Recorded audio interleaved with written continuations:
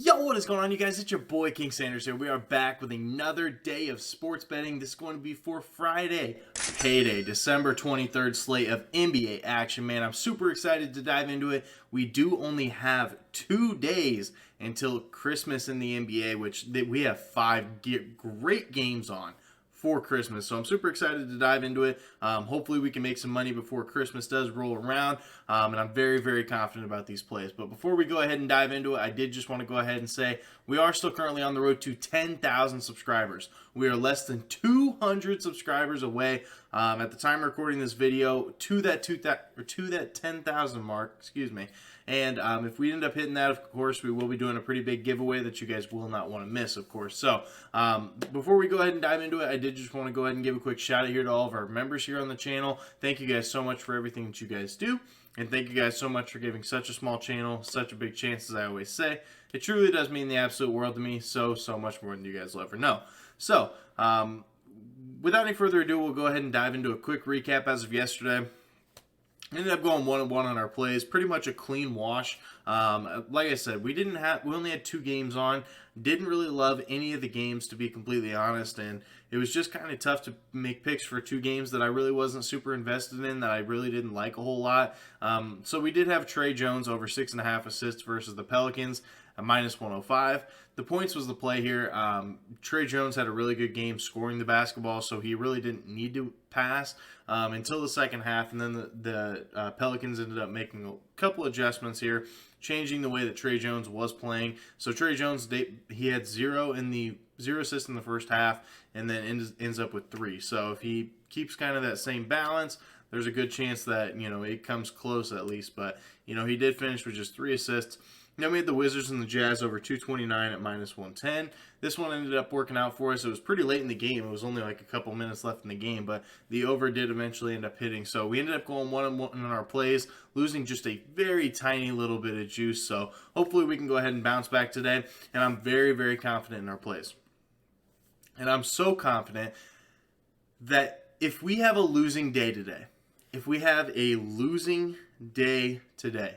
I will be giving away $50 to somebody that does comment down below. All you have to do is like the video, make sure that you are subbed, which I will be checking, of course, and go ahead and comment anything. It can be anything. What is your favorite play for the day? What's your favorite sports team?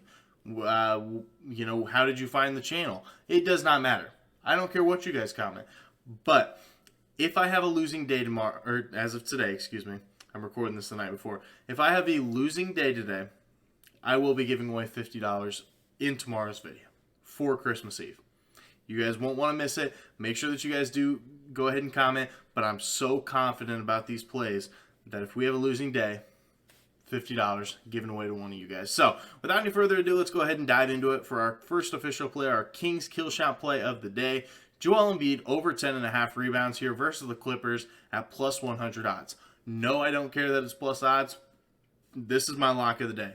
I love this play. A couple different reasons. DraftKings has been doing this where they've been hiding some of these plays as just +100, trying to basically take you to go the other way. We're not falling for it today, DraftKings, because Joel Embiid has absolutely dominated the Clippers in his career. He's hit this over in every single game versus the Clippers besides 2 games, and in those 2 games, he only played 28 minutes in each of them. And even though he only played 28 minutes, still finished with 10 rebounds and 9 rebounds. So one was on the hook and one was just 2 rebounds shy. So either way, he's absolutely demolished the Clippers in his career. And I think that we see that once again. Zubac is coming off of an injury, and he has seen a limited rotation here recently. He's seen no more than 23 minutes in each of his last 4 games. So he really hasn't been seeing the floor a whole lot. And that is going to be the main rebounder here for the Los Angeles Clippers.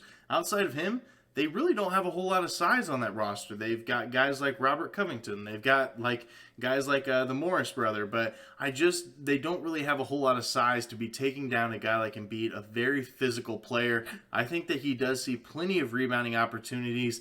I don't mind his points. I think that his points is very solid as well.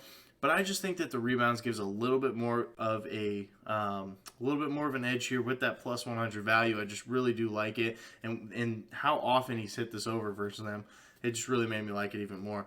Also, Philadelphia is second in defensive efficiency this year. They are one of the best defenses in all of basketball, which is going to force more misses from both the Clippers side and also from the Philadelphia side, because the Clippers, they're fourth in defensive efficiency.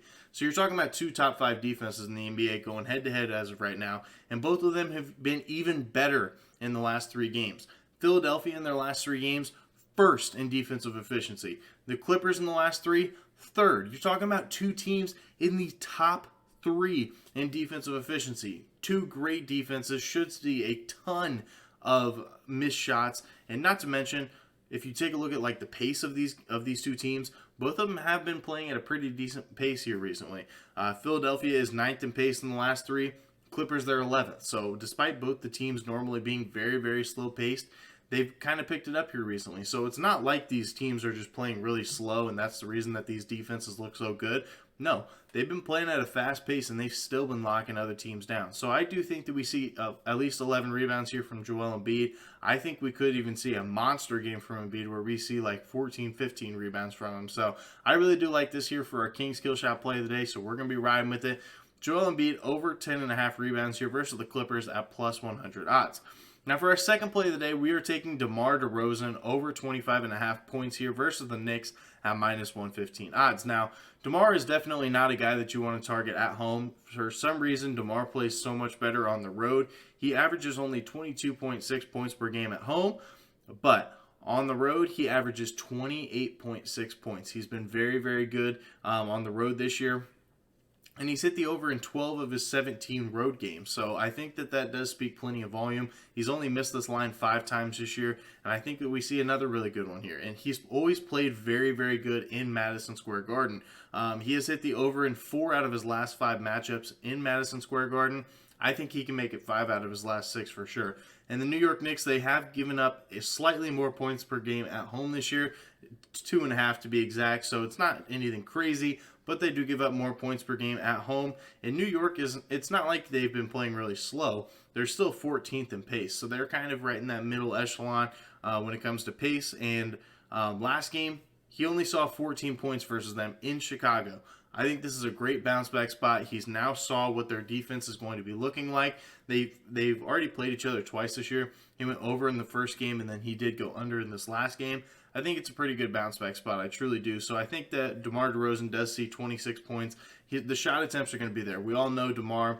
He does shoot plenty of times. I think that he can get to 26 points here, and he gets to the line so much. So I think that it's a really good spot here to be taking a over here. So we're going to be riding with it. DeMar DeRozan over 25.5 points here versus the Knicks at minus 115 odds. Now for our third and final play of the day, as of right now, we are taking Siakam, Pascal Siakam, under 24.5 points here versus Cleveland at minus 105. Now I know Pascal Siakam has been elite recently, but if you take a look at his workload over the last 2 games, he saw 41 minutes versus New York Knicks last game where he dropped his career high 52 points. Absolutely electric game. It was so exciting to watch.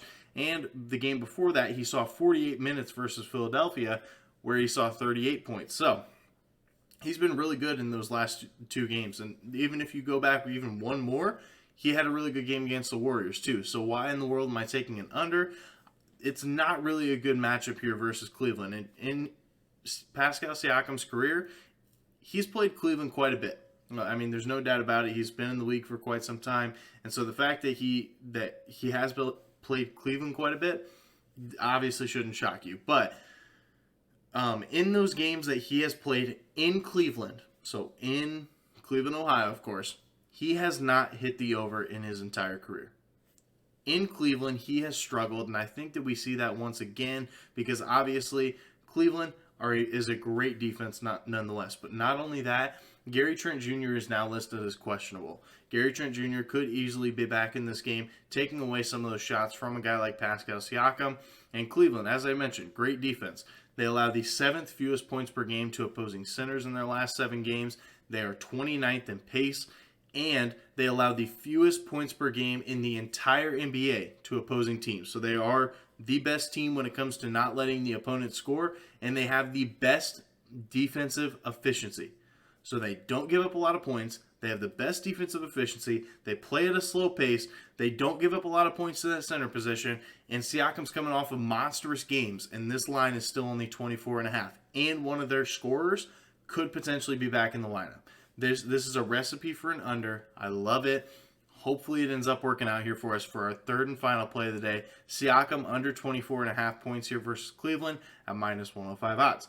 So that is our official plays of the day. If I end up adding any, I will add at least 2. The reason being is because if I'm going to be profitable, I have to have it as an odd number, because if I end up having it as an even number, and technically I split like I did yesterday, then technically I do lose a little bit of juice. So I'm going to either keep it at these 3 plays or add 2 more of them. But I do really like these plays as of right now. So those are our 3 official plays. That's our final one. But next we'll go ahead and dive into the consensus play. The consensus play, we are going to one of the most electric matchups of the entire night. So we do have the Bucks. They are going to be traveling to Brooklyn to take on the Nets. The Nets are currently 3-point favorites. The main injury concern for the Bucks is Chris Middleton is listed as doubtful. Giannis is listed as probable. So more than likely, Giannis will play. He's prone to do that. Anytime he's listed as probable, he's probably going to be playing. But in the Nets, Yuta Watanabe is the only one on the injury report. He's listed as questionable. And so from left to right, we do have Brady. Brady's going to be taking the Nets. We do have Mitch. Mitch is going to be taking the Bucks. We do have Ryan. Ryan's going to be taking the Nets. And then we have Seth. Seth is going to be taking the Bucks. So it does come down to me once again, and I am going to be going with the Nets. The Nets have just been a very good basketball team here recently, and if Giannis really does have a knee issue, as well as Chris Middleton more than likely not playing, I think it's just a really tough spot here, and we've seen it here recently that against good teams, Milwaukee's kind of struggled, which is, very odd, but over the last couple games that they've had, like, competitive games, they've just kind of struggled and kind of lost their touch, and Brooklyn's on a really good pace right now. So I do think that Brooklyn does end up taking it, so that's our consensus play of the day. We have Brooklyn -3 here versus the Bucks at minus 110 odds. So that is going to do it for today's video. If you guys did enjoy, make sure you guys do like, comment, subscribe, and turn on that notification bell so you guys know whenever I post.